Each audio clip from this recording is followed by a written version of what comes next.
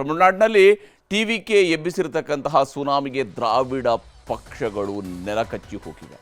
ಆದರೆ ಈ ಸುನಾಮಿಯಲ್ಲಿ ಟಿವಿಕೆ ಪಕ್ಷದ ವಿಜಯ್ ಕೂಡ ಸಿಲುಕಿ ಒದ್ದಾಡ್ತಾ ಇದ್ದಾರೆ. ಯಾಕಂದರೆ ಅವ್ರಿಗೇನೋ ನಂಬರ್ 1 ಪಕ್ಷ ಆಗಿದೆ, ಬಹುಮತಕ್ಕೆ 10 ಸೀಟ್ ಕಡಿಮೆ ಇತ್ತು. ಈಗ ಬಹುಮತ ಇರೋದನ್ನು ನನಗೆ ತೋರಿಸಿ ನಂತರ ಪ್ರಮಾಣ ವಚನ ಬೋಧಿಸ್ತೀನಿ ಅಂತೇಳಿ ರಾಜ್ಯಪಾಲರು ಹೇಳ್ತಾ ಇದ್ದಾರೆ. ಇದರಿಂದಾಗಿ ಅಕ್ಷರಶಃ ವಿಜಯ್ ಅವರಿಗೆ ಸಂಕಷ್ಟ ಎದುರಾಗಿದೆ. ತಮಿಳುನಾಡಿನಲ್ಲಿ ಟಿವಿಕೆ ಅತಿ ದೊಡ್ಡ ಪಕ್ಷವಾಗಿದೆ, ಹೊರತು ಬಹುಮತ ಸಿಕ್ಕಿಲ್ಲ. ಹೀಗಾಗಿ ಸರ್ಕಾರ ರಚನೆಗೆ ಬೇಕಾದಂತಹ ಬಹುಮತದ ಸಂಖ್ಯೆಗಳನ್ನು ತೋರಿಸಿ ಅಂತ ರಾಜ್ಯಪಾಲರು ಕೇಳ್ತಾ ಇದ್ದಾರೆ. ಆದರೆ ಇದುವರೆಗೂ ವಿಜಯ್ಗೆ ಸಿಕ್ಕಿರುವಂಥದ್ದು ಕಾಂಗ್ರೆಸ್ನ 5 ಶಾಸಕರ ಬೆಂಬಲ ಮಾತ್ರ. ಉಳಿದ ಶಾಸಕರ ಬೆಂಬಲ ಪತ್ರ ಕೊಡಿ ಅಂತ ರಾಜ್ಯಪಾಲರು ಒತ್ತಾಯಿಸ್ತಾ ಇದ್ದಾರೆ. ಹೀಗಾಗಿ ಕಾನೂನು ಪಂಡಿತರ ಜೊತೆಗೆ ಸಭೆ ನಡೆಸಿದಂತಹ ವಿಜಯ್ ಇವತ್ತು ಮತ್ತೆ ರಾಜ್ಯಪಾಲರನ್ನ ಭೇಟಿ ಮಾಡಿದರು. ಸರ್ಕಾರ ರಚನೆಗೆ ಅವಕಾಶ ಕೊಡಿ, ಬಹುಮತ ಸಾಬೀತುಪಡಿಸ್ತೀನಿ ಅಂತ ಮನವಿ ಮಾಡಿದರು. ಆದರೆ ರಾಜ್ಯಪಾಲರು ಮಾತ್ರ 117 ಶಾಸಕರ ಬಹುಮತದ ಪತ್ರವನ್ನು ತೋರಿಸಿದ್ರಷ್ಟೇ ಅವಕಾಶ ಕೊಡ್ತೀನಿ ಅಂತ ಹೇಳಿ ಕಳಿಸಿದ್ದಾರೆ. ರಾಜ್ಯಪಾಲರು ಸರ್ಕಾರ ರಚಿಸೋದಕ್ಕೆ ಅನುಮತಿಯನ್ನು ನೀಡಿಲ್ಲ. ಹೀಗಾಗಿ ಬರಿಗೈಯಲ್ಲಿ ನಟ ವಿಜಯ್ ವಾಪಸ್ಸಾದರು. ಮುಂದಿನ ಹೋರಾಟದ ಬಗ್ಗೆ ಆಪ್ತರ ಜೊತೆಗೆ ಮನೆಯಲ್ಲಿ ಸಭೆಯನ್ನು ನಡೆಸಿದರು. ಖ್ಯಾತ ವಕೀಲ ಅಭಿಷೇಕ್ ಮನು ಸಿಂಘ್ವಿ ಅವರ ಜೊತೆಗೆ ವಿಜಯ್ ಫೋನ್ನಲ್ಲಿ ಚರ್ಚೆಯನ್ನು ನಡೆಸಿದ್ದಾರೆ. ರಾಜ್ಯಪಾಲರು ಸರ್ಕಾರ ರಚನೆಗೆ ಗ್ರೀನ್ ಸಿಗ್ನಲ್ ಕೊಡದೇ ಇದ್ದರೆ ಹೈಕೋರ್ಟ್ನಲ್ಲಿ ಬೇಲ್ ಮನವಿ ಸಲ್ಲಿಸುವುದಕ್ಕೆ ವಿಜಯ್ ತಯಾರಿ ಮಾಡಿಕೊಳ್ತಾ ಇದ್ದಾರೆ. ನಟ ವಿಜಯ್ ಮುಖದಲ್ಲಿ 108 ಸ್ಥಾನ ಗೆದ್ದಂತಹ ಖುಷಿ ಈಗ ಕಾಣ್ತಾ ಇಲ್ಲ. ಯಾಕಂದರೆ ಕಾನೂನು ಹೋರಾಟಕ್ಕೂ ಅವರು ಸಜ್ಜಾಗ್ತಾ ಇದ್ದಾರೆ. ಹಾಗಿದ್ರೆ ವಿಜಯ್ ಅವರ ಲೆಕ್ಕ ತಪ್ಪಿದ್ದು ಎಲ್ಲಿ ಅನ್ನುವಂಥದ್ದು ಕೂಡ ಅಷ್ಟೇ ಇಂಪಾರ್ಟೆಂಟ್ ಆಗುತ್ತೆ. ವಿಜಯ್ ಅವ್ರಿಗಿರುವಂತಹ ನಂಬರ್ ಗೇಮನ್ನು ನಾವಿಲ್ಲಿ ಪರಿಗಣಿಸಬೇಕು. ಸರ್ಕಾರ ರಚನೆಗೆ ಕನಿಷ್ಠ 117 ಸ್ಥಾನಗಳು ಬೇಕು. ಟಿವಿಕೆ 108 ಪ್ಲಸ್ ಕಾಂಗ್ರೆಸ್ನ 5 ಅಂದರೆ 113 ಸ್ಥಾನಗಳಿವೆ. ಇದರಲ್ಲಿ ವಿಜಯ್ ಗೆದ್ದಂತಹ 2 ಕ್ಷೇತ್ರಗಳ ಪೈಕಿ 1 ಕ್ಷೇತ್ರವನ್ನು ಅವರು ತ್ಯಜಿಸಬೇಕಾಗತ್ತೆ. ಹೀಗಾಗಿ ಮ್ಯಾಜಿಕ್ ನಂಬರ್ 117ಕ್ಕೆ ಇಳಿಕೆ ಆಗುತ್ತೆ. 118 ಇದ್ದದ್ದು 117ಕ್ಕೆ ಇಳಿಕೆ ಆಗುತ್ತೆ. ಟಿವಿಕೆ 107 ಪ್ಲಸ್ ಕಾಂಗ್ರೆಸ್ನ 5 ಸಮ 112. ಒಟ್ಟು ವಿಜಯ್ ಅವರ ಬಳಿಯಲ್ಲಿ ಇರುವಂಥದ್ದು ಇವಾಗ 112 ಸ್ಥಾನಗಳು ಮಾತ್ರ. ವಿಜಯ್ಗೆ ಇನ್ನೂ ಕೂಡ ಕನಿಷ್ಠ 5 ಶಾಸಕರ ಬೆಂಬಲ ಬೇಕಿದೆ. ಹೀಗಾಗಿ ವಿಜಯ್ ಸರ್ಕಾರ ರಚನೆಗೆ ಅವಕಾಶ ನೀಡೋದಕ್ಕೆ ಗವರ್ನರ್ ಅವರು ರೆಡಿ ಇಲ್ಲ. ಅಫ್ಕೋರ್ಸ್ ಇಲ್ಲಿ ಯಾವಾಗ ಯಾವುದೇ ಒಂದು ಪಕ್ಷಕ್ಕೆ ಬಹುಮತ ಬರದೇ ಇದ್ದಾಗ, ವಿಧಾನಸಭೆ ಚುನಾವಣೆ ಮುಗಿದ ನಂತರ ಅಥವಾ ಲೋಕಸಭೆ ಚುನಾವಣೆ ಮುಗಿದ ನಂತರ ಯಾವುದೇ ಒಂದು ಪಕ್ಷಕ್ಕೆ ಅಥವಾ ಒಂದು ಮೈತ್ರಿಕೂಟಕ್ಕೆ ಸಂಪೂರ್ಣವಾದಂತಹ ಬಹುಮತ ಬರದೇ ಇದ್ದಂತಹ ಸಂದರ್ಭದಲ್ಲಿ ಆ ವಿಧಾನಸಭೆ ಚುನಾವಣೆಯನ್ನು ಎದುರಿಸಿರತಕ್ಕಂತಹ ಪಕ್ಷಗಳಲ್ಲಿ ಅತಿ ದೊಡ್ಡ ಪಕ್ಷವನ್ನು ಸರ್ಕಾರ ರಚನೆಗೆ ಆಹ್ವಾನಿಸಬೇಕಾಗಿರುತ್ತದೆ ರಾಜ್ಯಪಾಲರ ಜವಾಬ್ದಾರಿ. ಆದರೆ ತಮಿಳುನಾಡು ರಾಜ್ಯಪಾಲರ ವಿರುದ್ಧ ಈಗ ಜನನಾಯಕನ್ ಆಪ್ತರೆಲ್ಲ ಸಿಟ್ಟಾಗಿದ್ದಾರೆ. ತಮಿಳುನಾಡು ಗವರ್ನರ್ ನಡೆಯನ್ನು ಕಮಲ್ ಹಾಸನ್ ಅವರು ಖಂಡಿಸಿದರು. ವಿಜಯ್ಗೆ ಕಮಲ್ ಹಾಸನ್ ಅವರ ಬೆಂಬಲವನ್ನು ಕೂಡ ಕೊಟ್ಟಿದ್ದಾರೆ. ಸರ್ಕಾರ ರಚನೆಗೆ ಆಹ್ವಾನಿಸುವಂತೆ ಗವರ್ನರ್ಗೆ ಕಮಲ್ ಹಾಸನ್ ಅವರು ಒತ್ತಾಯಿಸಿದರು. ಇನ್ನು ಬಹುಭಾಷಾ ನಟ ಪ್ರಕಾಶ್ ರಾಜ್ ಕೂಡ ರಾಜ್ಯಪಾಲರ ಈ ನಡವಳಿಕೆ ಅಸಹ್ಯಕರ ಅಂತ ಪೋಸ್ಟ್ ಹಾಕಿದ್ದಾರೆ. ಸಂವಿಧಾನದ ಗವರ್ನರ್ ಅವರ ನಡೆ ಸಂವಿಧಾನ ಬಾಹಿರ. ವಿಜಯ್ ಅವರಿಗೆ ಜನಾದೇಶ ಸಿಕ್ಕಿದೆ.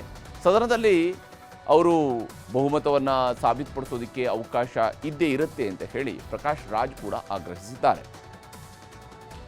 ಇನ್ನೊಂದು ಕಡೆ ವಿಜಯ್ ಅಭಿಮಾನಿಗಳು ಸುಪ್ರೀಂ ಕೋರ್ಟ್ ತೀರ್ಪಿನ ಬಗ್ಗೆ ಮಾತಾಡ್ತಾ ಇದ್ದಾರೆ. ಹಾಗೆಯೇ ವಿಜಯ್ಗೆ ಬೆಂಬಲ ಕೊಟ್ಟಿರುವಂತಹ ಕಾಂಗ್ರೆಸ್ ನಾಯಕರು ಇದೆಲ್ಲ ಬಿಜೆಪಿಯವರ ಕುತಂತ್ರ ಅಂತ ನೇರವಾಗಿ ವಾಗ್ದಾಳಿಯನ್ನು ನಡೆಸಿದರು. This governors, I thought, is coming from Goa, is having good image there, but because of his RSS background and because of the pressure of Narendra Modi ji and Amit Shah ji, I think he's bending to BJP rather than bending towards the constitution and bending before the people of Tamil Nadu. This is ಹೀಗೆ ಇದು ಕಾಂಗ್ರೆಸ್ ಅವರು ಮಾಡ್ತಾ ಇರುವಂಥ ಆರೋಪ. ಎಲ್ಲ okay ಆಗಿದ್ದರೆ ಇವತ್ತು ವಿಜಯ್ ಅವರು ಮುಖ್ಯಮಂತ್ರಿಯಾಗಿ ಪ್ರಮಾಣ ವಚನ ಸ್ವೀಕರಿಸಿ ಇಷ್ಟೊತ್ತಿಗೆ ಅವರು ಮುಖ್ಯಮಂತ್ರಿ ಅಂತ ಹೇಳ್ಕೊಂಡು ಓಡಾಡಬೇಕಾಗಿತ್ತು. ಅದಕ್ಕಾಗಿ ವೇದಿಕೆಯನ್ನು ಕೂಡ ಚೆನ್ನೈನಲ್ಲಿ ರೆಡಿ ಮಾಡಲಾಗಿದೆ.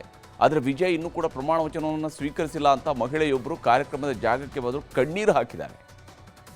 ಇನ್ನು ನಟ ವಿಜಯ್ ಗೆದ್ದಾಗ ಅವರ ಮನೆ ಮುಂದಿದ್ದಂತಹ ಸಂಭ್ರಮ ಜನಜಂಗುಳಿ ಈಗಿಲ್ಲ, ಎಲ್ಲ ಖಾಲಿ ಹೊಡಿತಾ ಇದೆ. ಹೀಗಾಗಿಯೇ ವಿಜಯ್ ಮನೆ ಮುಂದೆ ಬಂದಂತಹ ವಿಜಯ್ ಅಭಿಮಾನಿಗಳು ಕಣ್ಣೀರು ಹಾಕಿದರು.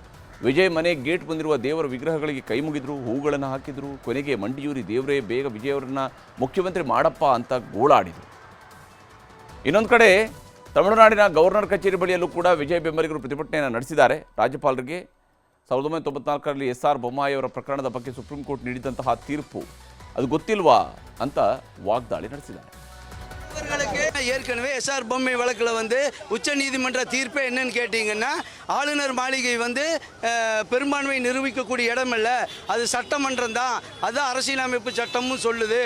அதனால் ஆளுநர் வந்து பதவி பிரமாணம் செஞ்சு வைக்கணும்னு நாங்கள் ப்ரொಟೆಸ್ಟ್ பண்ணுறோம்.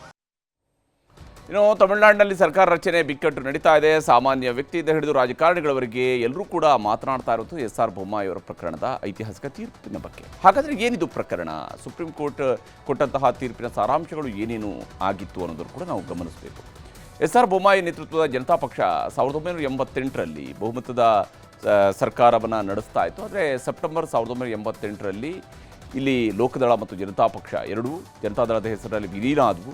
ವಿಲೀನವಾದ 2 ದಿನಕ್ಕೆ ಜನತಾದಳದ 19 ಶಾಸಕರು ಬೆಂಬಲವನ್ನು ವಾಪಸ್ ಪಡ್ಕೊಂಡಿದ್ರು. ರಾಜ್ಯಪಾಲರಿಗೆ 19 ಶಾಸಕರ ಸಹಿಯನ್ನು ಇದ್ದಂತಹ ಪತ್ರವನ್ನು ಶಾಸಕರಾಗಿದ್ದಂತಹ KR ಮೊಳಕೇರಿ ಅವರು ಕೊಟ್ಟಿದ್ದರು. ಸರ್ಕಾರಕ್ಕೆ ಬಹುಮತ ಇಲ್ಲ ಅಂತ ಅವರು ಹೇಳಿದರು. ಹಾಗಾಗಿ ಬಹುಮತ ಇಲ್ಲದ ಸರ್ಕಾರ ಅಂತ ರಾಜ್ಯಪಾಲರು ಏಕಾಏಕಿ ಆ ಸರ್ಕಾರವನ್ನು ವಜಾಗೊಳಿಸಿ ರಾಷ್ಟ್ರಪತಿ ಆಳ್ವಿಕೆಗೆ ಶಿಫಾರಸನ್ನು ಮಾಡಿಬಿಡ್ತಾರೆ. ಆದರೆ 19 ಶಾಸಕರಲ್ಲಿ 7 ಶಾಸಕರು ವಾಪಸ್ ಬೊಮ್ಮಾಯಿ ಅವರಿಗೆ ಬೆಂಬಲಿಸಿದಾಗ ವಿಶ್ವಾಸಮತ ಸಾಬೀತುಪಡಿಸ್ತೀನಿ ಅಂತ ಗವರ್ನರ್ ಅವರಿಗೆ ಬೊಮ್ಮಾಯಿ ಅವರು ಪತ್ರ ಬರೆದಿದ್ರು. ಆದರೆ ಅಧಿವೇಶನವನ್ನು ನಡೆಯೋ ಮೊದಲೇ ವಿಶ್ವಾಸಮತ ಸಾಬೀತು ಮಾಡಿಲ್ಲ ಅಂತ ಅಂದಿನ ರಾಜ್ಯಪಾಲರು ರಾಷ್ಟ್ರಪತಿಯವರಿಗೆ ಪತ್ರದ ಮೂಲಕ ಒತ್ತಡವನ್ನು ಹೇರಿದರು.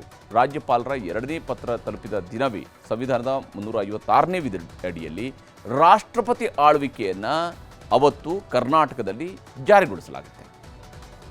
ಹೀಗೆ ರಾಷ್ಟ್ರಪತಿ ಆಳ್ವಿಕೆ ಜಾರಿ ಆದಮೇಲೆ ಎಸ್.ಆರ್. ಬೊಮ್ಮಾಯಿ ಅವರು ಸುಮ್ಮನೆ ಕೂರಲಿಲ್ಲ. ಕಾನೂನು ಪರಿಣಿತರ ಜೊತೆಗೆ ಚರ್ಚೆ ಮಾಡಿ ಸುಪ್ರೀಂ ಕೋರ್ಟ್ನ ಮೊರೆ ಹೋದರು. ಸರಿಸುಮಾರು 5 ವರ್ಷಗಳ ಕಾಲ ವಿಚಾರಣೆಗಳು ನಡೆದವು. ಬೊಮ್ಮಾಯಿ ಅವರ ಸರ್ಕಾರ ವಾಪಸ್ ಬರಲಿಲ್ಲ, ಅದು ಬೇರೆ ಮಾತು.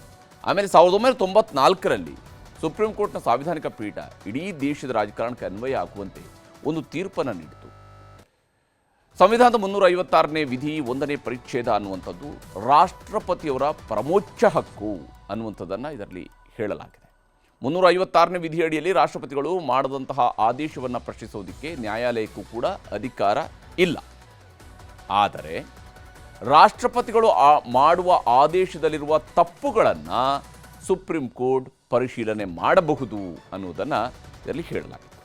ರಾಷ್ಟ್ರಪತಿಗಳ ಆದೇಶದ ತಪ್ಪುಗಳನ್ನು ಪರಾಮರ್ಶೆ ಮಾಡಲು 356ನೇ ವಿಧಿಯ 3ನೇ ಪರಿಚ್ಛೇದದಲ್ಲಿ ಈ ಅಧಿಕಾರವನ್ನು ಸಂವಿಧಾನ ನ್ಯಾಯಾಲಯಕ್ಕೆ ಕೊಟ್ಟಿದೆ. ರಾಷ್ಟ್ರಪತಿಯವರ ಆದೇಶದಲ್ಲಿ ತಪ್ಪುಗಳು ಆಗಿರುವುದು ಕೋರ್ಟ್ ಗಮನಕ್ಕೆ ಬಂದರೆ ಅಥವಾ ಸಾಬೀತಾದರೆ ಆಗ ರಾಷ್ಟ್ರಪತಿಯವರ ಆದೇಶವನ್ನು ಕೋರ್ಟ್ ರದ್ದು ಮಾಡಬಹುದು. ಇದಕ್ಕೆ ಸಂವಿಧಾನದ 44ನೇ ತಿದ್ದುಪಡಿ ಕಾಯ್ದೆಯ ವಿಧಿ 5ರಲ್ಲಿ ಅವಕಾಶ ಇದೆ. ಸಂವಿಧಾನದ 356ನೇ ವಿಧಿ ರಾಷ್ಟ್ರಪತಿಗಳಿಗಿರುವಂತಹ ಷರತ್ತುಬದ್ಧ ಅಧಿಕಾರ ಅಷ್ಟೇ ಅಂತ ಸುಪ್ರೀಂ ಕೋರ್ಟ್ನ ಸಾಂವಿಧಾನಿಕ ಪೀಠ ಹೇಳಿತ್ತು.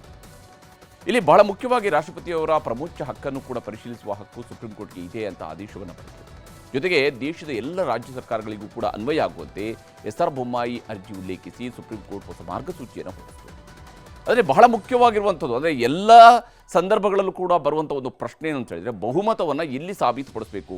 ರಾಜ್ಯಪಾಲರ ಮುಂದೆ ಪರೇಡ್ ಮಾಡಿದರೆ ಸಾಕಾಗತ್ತಾ? ಇಲ್ಲ. ಸುಪ್ರೀಂ ಕೋರ್ಟ್ ಆ ಜಡ್ಜ್ಮೆಂಟಲ್ಲಿ ಬಹಳ ಕ್ಲಿಯರ್ ಆಗಿ ಹೇಳಿರುವಂಥದ್ದು, ಬಹುಮತವನ್ನು ಸರ್ಕಾರಗಳು ಸದನದಲ್ಲೇ ನಡೆಸಬೇಕು. ಅಂದರೆ ವಿಧಾನಸಭೆಯಲ್ಲಿ ವಿಧಾನಮಂಡಲ ಅಧಿವೇಶನವನ್ನು ಕರೆದು ಅಲ್ಲಿ ಮಾತ್ರ ಬಹುಮತವನ್ನು ಸಾಬೀತುಪಡಿಸಬೇಕು, ಅದಕ್ಕೆ ಅವಕಾಶಗಳನ್ನು ಕೊಡಬೇಕು. ಯಾವುದೇ ರಾಜ್ಯದಲ್ಲಿ ಯಾವುದೇ ಸರ್ಕಾರಗಳಿದ್ರೂ ಸದನದಲ್ಲೇ ವಿಶ್ವಾಸಮತವನ್ನು ಸಾಬೀತುಪಡಿಸಬೇಕು, ರಾಜಭವನದಲ್ಲೇ ಅಲ್ಲ.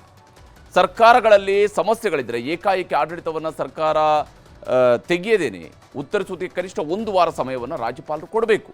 ಆ ಮೂಲಕವಾಗಿ ಅವರು ವಿಶ್ವಾಸಮತವನ್ನು ಸಾಬೀತುಪಡಿಸಬಹುದು. ಸರ್ಕಾರಗಳು ಉತ್ತರ ನೀಡುವುದಕ್ಕೆ ವಿಫಲವಾದರೆ ರಾಷ್ಟ್ರಪತಿ ಆಳ್ವಿಕೆ ಜಾರಿಗೆ ಶಿಫಾರಸನ್ನು ಮಾಡಬಹುದು. ಆದರೆ ಅದರ ಹಿಂದಿನ ಉದ್ದೇಶವನ್ನು ಕೂಡ ಪರಿಶೀಲಿಸಬೇಕು, ಯಾವ ಕಾರಣಕ್ಕಾಗಿ ಶಿಫಾರಸು ಮಾಡಿದ್ದಾರೆ ಅಂತ ಹೇಳಿ. 356ನೇ ವಿಧಿ ಬಳಿಕ ಹಿಂದೆ ಯಾವುದಾದ್ರೂ ದುರುದ್ದೇಶಗಳು ಏನಾದರೂ ಇದ್ದರೆ ಅಂತ ಅದರ ಹಿಂದೆ ಇರುವಂಥ ದುರುದ್ದೇಶಗಳ ಬಗ್ಗೆ ಕೇಂದ್ರ ಪರಿಶೀಲನೆಯನ್ನು ನಡೆಸಬೇಕು. 356 ಸಬ್ಕ್ಲಾಸ್ 3ರ ಅಡಿಯಲ್ಲಿ ಸಂಸತ್ತಾಗಲಿ ರಾಷ್ಟ್ರಪತಿಗಳಾಗಲಿ ಸರ್ಕಾರವನ್ನು ಏಕಾಏಕಿ ವಿಸರ್ಜಿಸುವಂತಿಲ್ಲ. ಆಡಳಿತ ಯಂತ್ರ ಕುಸಿಯಬಹುದು, ಆದರೆ ಸಾಂವಿಧಾನಿಕ ಯಂತ್ರ ಕುಸಿಯೋದಕ್ಕೆ ಬಿಡಬಾರದು. ಆಗ ಮಾತ್ರ 356ನೇ ವಿಧಿ ಅಡಿಯಲ್ಲಿ ಬಳಕೆಯನ್ನು ಮಾಡಬಹುದು. 356ನೇ ವಿಧಿ ಮಿತವಾಗಿ ಬಳಸದೇ ಇದ್ದರೆ ಕೇಂದ್ರ ರಾಜ್ಯಗಳ ರಚನೆ ಜನಾದೇಶಗಳನ್ನು ನಾಶಪಡಿಸಿದಂತಾಗತ್ತೆ. ಒಂದು ವೇಳೆ 356ನೇ ವಿಧಿಯ ಅಡಿಯಲ್ಲಿ ಸರ್ಕಾರವನ್ನು ವಜಾಗೊಳಿಸಿದ್ದು ಅಸಂವಿಧಾನಿಕ ಎಂದು ಕೋರ್ಟ್ಗೆ ಕಂಡು ಬಂದರೆ ವಜಾಗೊಂಡ ಸರ್ಕಾರವನ್ನು ಮರುಸ್ಥಾಪಿಸಲಿ ಅನ್ನುವಂಥ ಆದೇಶವನ್ನು ಮಾಡಬಹುದು ಅಂತಾನೂ ಕೋರ್ಟ್ ಹೇಳಿತು. ಸುಪ್ರೀಂ ಕೋರ್ಟ್ನ ಈ ಐತಿಹಾಸಿಕ ತೀರ್ಪುಗಳಿದ್ರೂ ಕೂಡ ತಮಿಳುನಾಡಿನ ಗವರ್ನರ್ ಯಾಕೆ ಇಲ್ಲಿ ತಡೆಯನ್ನು ಒಡ್ಡಿದ್ದಾರೆ, ಯಾಕೆ ಅವರು ನನ್ನ ಮುಂದೆನೇ ನನಗೇನೆ 117 ಸಂಖ್ಯೆಯ ಬಲವನ್ನು ನೀವು ತೋರಿಸಿ ಅಂತ ಕೇಳ್ತಿದ್ದಾರೆ ಅನ್ನುವಂತಹದ್ದು ಈಗ ನಿಗೂಢವಾಗಿ ಉಳಿದಿರುವಂತಹ ಪ್ರಶ್ನೆ.